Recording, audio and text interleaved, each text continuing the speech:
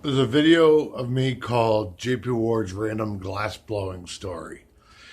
And there's a photo in that video of me holding a briefcase full of smoking pipes and a guy next to me holding a wad of cash and a couple other guys around. And word got to me, that was a sales trip that I did from Burlington, Vermont down to Hartford, where I sold a bunch of smoking pipes at a festival. And word had gotten to me many years later that everyone in that picture had ripped me off. And instead of, about 3 grand in my pocket that night, I got 1,200. So, and, whatever. And a townie had told a townie who told me years later, 10 years later, that that's what happened.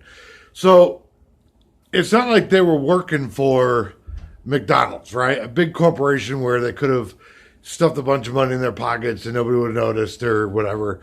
But like I was a corporation of one. I was the JP Ward Corporation, right? I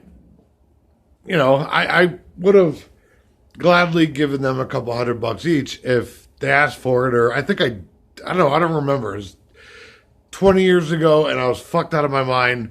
So that's the townie mindset, is to like constantly screw people over, right? Maybe their parents are involved in petty theft or crimes, or, and it's always do what your parents do, right? Because you want to be good with your parents because they're the ones hooking you up, and you don't want to have to truly be on your own. The parents buy them cars and down payments for houses, and they have parties, and just as long as you take care of the father or the mother, the father or the mother will hook you up. A job, training, you get to live at home until you're in your 30s. And, I've had generous parents. My mom and stepdad are very generous with me. I mean, as much as they can be, I guess. And I've had to crash on the couch a couple of times, but I've basically been on my own since I was 15.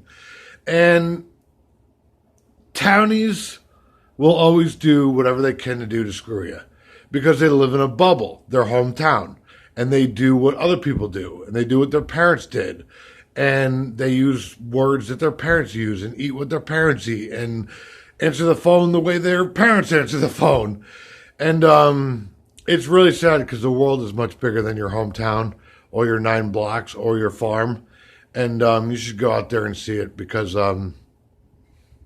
most townies are bottom feeding scumbags. So, amen.